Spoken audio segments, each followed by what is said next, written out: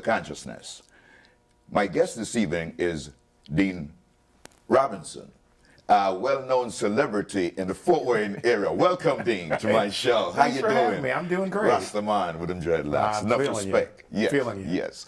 Dean, I'm going to jump right into it here and let you know, I believe in the consciousness. We need a more consciousness awareness in our society today, particularly in Fort Wayne, which has grown to be such a diverse city so far. We gonna give New York and LA and all them places a run for the money where diversity is concerned, with the ethnic groups that are coming in from other countries, parts of the world, you know. I mean, this is gonna be a beautiful city. It's gonna be a model city, you know. So Dean, as a local celebrity in Fort Wayne, talk to me, man. Talk to the people.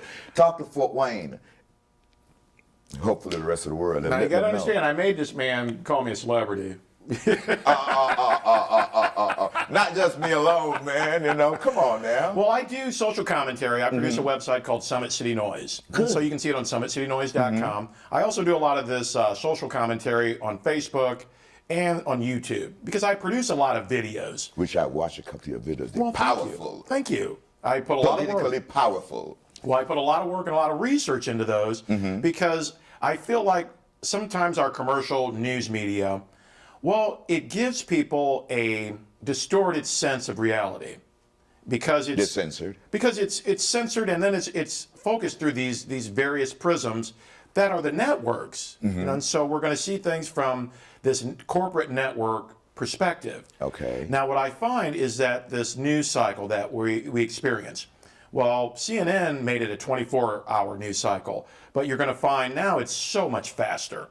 So there's so much new information coming on, and commercial media has always been really good at covering current events, things going on now and yesterday, really good at that. Not really good at giving people a foundation in history. And so recently, to show an example of this, Donald Trump addressing the United Nations. Now, a lot of people don't even realize. Political here now, but that's cool. That's the consciousness we need to get to the people. And so, and again, this has to do with consciousness and how our reality is perceived. And so, Donald Trump at the United Nations. A lot of people don't know that the UN headquarters is in New York City. They don't understand that. A lot of people think that the UN is either in Europe, the headquarters, or they believe the headquarters is in a satellite going around the earth. That's what these people think. But nonetheless, Donald Trump in New York addressing the United Nations. And so this guy talking about North Korea and calling Kim Jong-un Rocket Man, which is completely ridiculous. But he's going to blame this nuclear North Korea on Clinton, you know, Bill Clinton and Hillary Clinton and Obama. Now, that's completely silly to just believe that North Korea wants to be a nuclear power just because of Bill Clinton, Hillary Clinton, or Obama. That's silly because on one hand, any global nation, superpower, they probably want nuclear weapons so they can run with the big dogs. Yeah. Other than that, Donald Trump blaming Clinton for a nuclear North Korea doesn't even address the Korean War that the United States fought. Where's the history behind that? Causes and effects, history. Because something happened 20 or 30 years ago to make this what it is now. Right. Why he's acting like this. His dad, who was in power before it's passed down to him, what was the mindset? What caused that? What was the political atmosphere where America was concerned and where globally was concerned in that time period? Right. To this thing now is a child of what that period had produced. Go on. Yeah. So that's my point, is really to talk about with this, just with the North Korea situation, this nuclear North Korea, the conversation should include the Korean War. It should include that. Yes. But what we're finding is that it doesn't include that. And really, the only thing people in America know about the Korean War is probably the TV show MASH, a sitcom that used to be on CBS, a weekly comedy about the Korean War, or the Korean conflict, they like to call it. And so that's, with this Korean conflict, it was the United States fighting off the advance of communism. Because it used to be communism was the buzzword that made nationalist Americans stiffen up their back and get ready to go fight. It triggers them. It's why the United States was in Vietnam, supposedly, to stop this march of communism. And so the Korean conflict, well, there's still a South Korea, but there's still a North Korea. Now a nuclear threat to the United States. Kim Jong-un, the perfect arguing partner with Donald Trump. They are perfect arguing partners. Kim Jong-un and Donald Trump on Twitter, those guys are perfect. You got Trump calling him Thank Rocket God Man. for social media. Trump calling this guy Rocket Man. Kim Jong-un calling him a dog and all this stuff. Yeah. You know, it's absolutely hilarious. So it's perfect. But that dynamic, really, the stage was set in the 50s. And then again, when I talk about Vietnam, so here's America fighting for South Vietnam, you know, just turning Vietnam into a toxic waste dump. But by 1973, 1974, where Nixon, he knows this Vietnam War very unpopular. So he wants to pull troops out. He calls it the Nixon Doctrine, where you're not putting American troops in harm's way. You're pulling American troops home, but then you're assisting through funding and all this weaponry. You're assisting local armies and militias. That's the Nixon Doctrine. It sounds a lot like President Barack Obama's lead from behind policy, because it's the exact same thing. But when Nixon pulled that off, well, he pulls troops out of Vietnam. So now it's South Vietnam, U.S. are fighting the North. 1974, Nixon has to resign because of this Watergate stuff. By 1975, North Korea retakes, or North Vietnam retakes South Vietnam. So now, since 1975, we just have Vietnam. So the whole Vietnam War was a complete debacle. But if we were just look at Nixon, we would see so much about what's happening now. It would explain so much. And so again, it goes back to the foundation that commercial media is not good at delivering the American people. And so when I talk about this Nixon doctrine of lead from behind in Vietnam, well, the Nixon doctrine in the Middle East in the 70s, it's called the Twin Pillars Policy. The Twin Pillars Policy. And so that means in the Middle East, we don't want to put troops there to secure all these transport routes and petroleum. We don't want to put troops there, but that's still important because Great Britain, you know, they were mandated over that area. You know, they received that. And so Great Britain, they pull out of the Middle East. Now the U.S. realizes, well, we need some sort of military presence there, but we don't want to be there. So the Nixon doctrine of leading from behind in the Middle East, the Twin Pillars Policy, puts Iran and Saudi Arabia as the main pillars, the twin pillars of U.S. influence in the Middle East. And so a lot of people don't know that. They don't know that in the 70s, Saudi Arabia and Iran were military allies to the United States. They were, most definitely. Yes, they were in that time. You see, and that is the problem. You say how the media is censored. 'Cause media don't give you history like that. The news is just, what was that word he used? Whatever. That was a cute word. Well, with the news, it's just on this continuing cycle, just very fast. Yeah, and they run to your head so fast that when it's done, you say, huh? You haven't heard anything. Right. It hasn't registered in your head. Why is this happening? Because of yesterday. Because of what happened back there in history caused it to be that way now. And we are suffering from that now. Now, Americans are sitting here scared and say, what if this guy really has a nuclear thing that he can pinpoint specific cities in America and hit them? Like, who knows? It may be possible. Sure. You know, and that's the fear that the citizens have. But hopefully that won't happen. But look at another angle. Are these guys just doing this to create this chaos in the world today, to instill fear in us? You know, nuclear power is a new whip. Got the whip. Oh, got the whip. Yeah, the whip. Pull that whip out. Let me see. It's a new whip, so people can have a fair, you know, We're just joking, man. It brings me back to Bob Marley saying, every time I hear the crack of the whip, my blood run cold.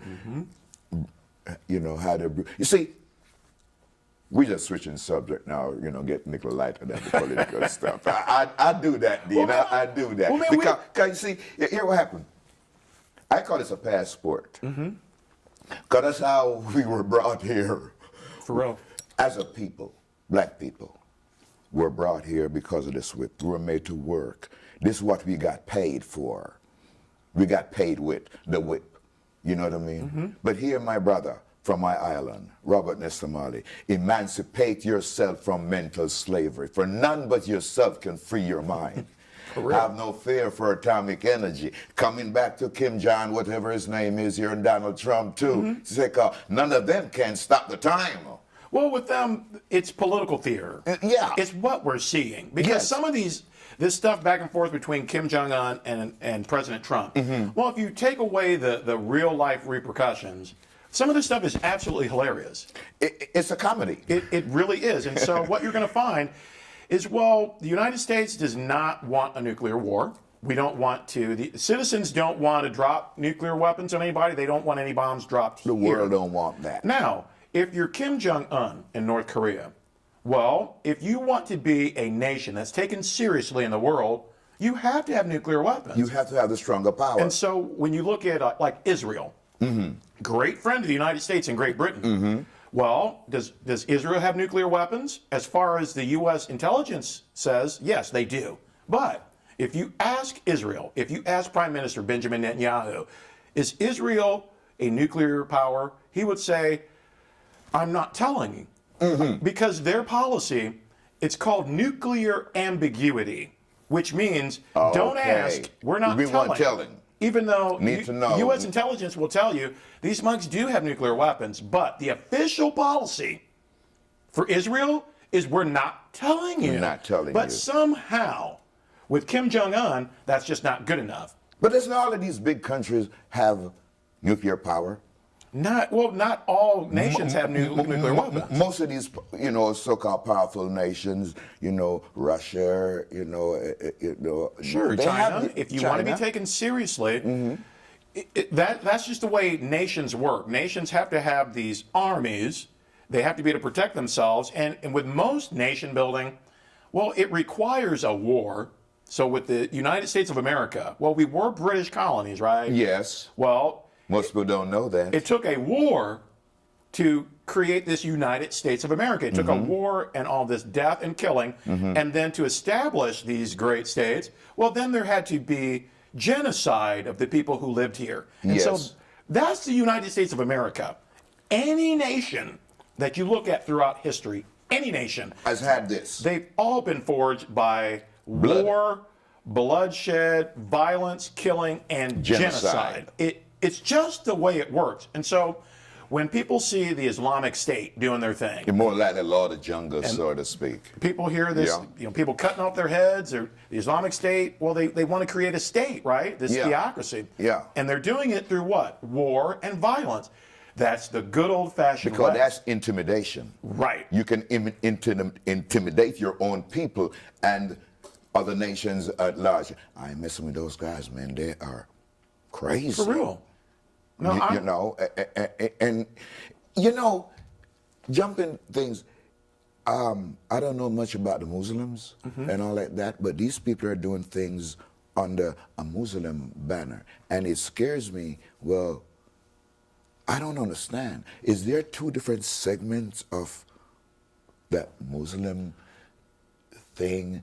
Is there a violent set of Muslim and a Allah-fearing set a Muslim? Every time I see a Muslim, I wonder in my head, well, what questions can I ask them not to offend them? You know?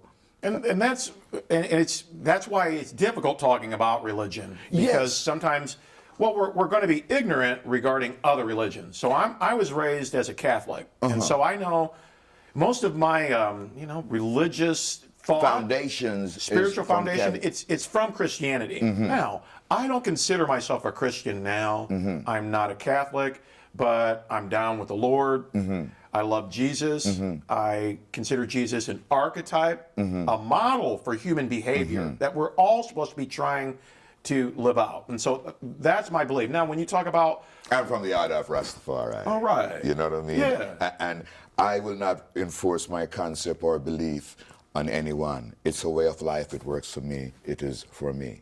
I do know that there is a creator that created everyone. And the creator can manifest himself into anyone at any time. Sure.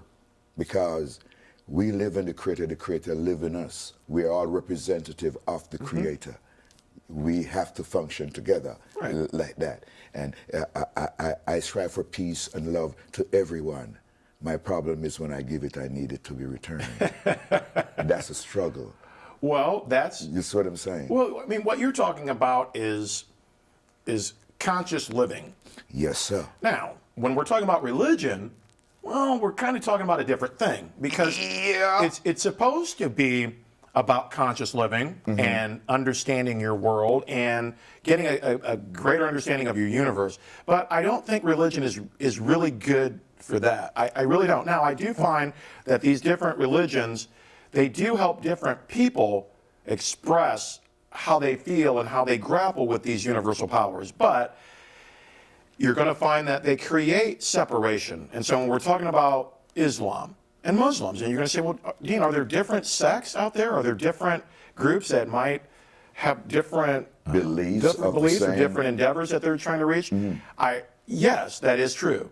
It's going to be similar to Christianity, where you have Baptists, you have Lutherans, you Methodists, have Protestants, Methodists, Presbyterian, evangelicals. So you have all this. this. The Church of England as well. Right. But all of it really based on Roman Catholicism. Yeah. And so when you get to Islam, well, it's these words and works of Muhammad. Okay, now this guy, he said, look, whenever you bury me, don't even tell anybody where I'm buried, because I don't want you guys using that as some sort of holy vigil. But that's exactly what they did. And that's what happens with religion, because maybe he hadn't said that. Religion is really more political than it is spiritual. Religion uses spirituality to control people. And when you look at like the Roman Empire, the Holy Roman Empire, these Brits, well, the church and the state were joined. There were even struggles among these kings and these popes trying to figure out, well, who really runs game? Yeah. But it's going to be Pope Gregory letting you know, Pope runs game. Yeah. Church runs game. And so religion is so often used for political purposes. And so now, when we talk about the Islamic State, they are using religion for power. For power. But it's the classic use. All this violence and death, but they're using religion to gloss it over, to tell you, well, this is a holy war. It's a cloak. And that's what it is. Yeah. It's been done over and over and again. Again. And in the United States, you know, these armies, Navy, Air Force, Marines, well, these ones are going to have chaplains blessing bombs. And so we've got it here. You're getting a holy death. People talking about one nation under God, but then you're supposed to stand up and salute a flag. It's very odd, but religion and having religious icons, whether it's Jesus, whether it's Mary, an angel, Muhammad, or a sports figure in our lives, or Empress Selassie for Rastafari. It's all to give you these cults of personality, so that way you will follow that personality. Then that personality will use religion to put your everlasting soul in their hands so that they can manipulate you. For control. And so that's what I find that religion is really good at. Yeah. Dean, we have like 5 minutes to get this together, but this is like an hour-long thing. We could go on and on, man. You know, Fort Wayne, did you really know we had such magnitude of eloquence? Is that a word for it? In our town, in our city. Like I go back to say, Fort Wayne is a powerful place. I'm glad I live in this city, believe me or not. When you go out to the social events like the festival, the Tree Rose Festival, and you see the gathering of the mass of people that come out from every walk of life, and you can speak to anyone of any color or ethnic background, and it's okay. Yeah. And I'll tell you, with Fort Wayne, people will road rage here. These drivers, they will yell at you, they will flip you off, they will. But if your car breaks down, strangers in Fort Wayne will come and help push your Stop car and help you and They get will you help off the road. You need help. You need to call somebody. Yep. Yes. I found that, yeah. I never had a problem in Fort Wayne as a black person. Maybe it happened to some, but I never had that where difference of color would, you know, I'm easily accept, like one guy said, Unger, everybody loves you. You're just that kind of guy. Right. You know, men, women, kids, you know, because I try to see the good in everyone. I give everybody multiple second chances. You know what I'm saying? You have to sometimes. Because people are all made good. We just like allow greed to infect us like a bad cancer. Well, it's temptation. It's temptation. And you're always tempted to do stuff that you want to do that you shouldn't be doing. And so Yeah, because it's easier. Right. It's easier. And you know, in another program, in another interview, we're going to talk again. We're going to talk about the evil in our society, that drug influence in our society, what it's doing to our people in our city. Man, I'll be ready to rap with you about anything you want to talk Well, about. we can rap, man. You know what I mean? Yeah, man. You know, and folks listening out there, this is Dean Robinson, a celebrity of our fair city. And I'm Unga, host of the Jam Rockin' Show on WELT 95.7 that airs on a Tuesday from 2 to 3, and on Saturday from 3 to 4. Be sure to tune in. And this is for TV. For I got to see my people. You got to see me. And we got to talk. You know, how am I doing for time? Let me see. My producer is counting me down here for time. I got like 3 minutes to go. Dean, take it. What you want to tell the people? Well, you know, I love the fact that you're talking about consciousness and being conscious, because, you know, it's going to be recently, Jim Carrey, the comedian, actor, he gave an interview, I think maybe to Vanity Fair, you know, but it was, I think he was at one of these fashion shows. And so this interviewer, just asking him some of the basic questions, he goes into all this philosophical talk about how I'm not really here. These are just, the bodies are just vehicles that we're just driving around. And she's like, well, you're really dressed up and looking good tonight, so your body must count for something. He's like, well, it is my body, and I am driving around in it. And, you know, I had some extra points, so I dressed it up. This is my avatar. So Jim Carrey, you need to be looking into Jim Carrey, because he's bringing it for real right now, and talking about consciousness and reality. That's consciousness and Dean, are we really here? Right. How do we know we exist? Well, I know I'm here. I don't know if you're here. I'm here. The mirror tells us that. But in this consciousness, I don't know. Well, we must be driving good in our bodies, man. Making a great impression on this world, you know? Yeah. But, you know, it's fun.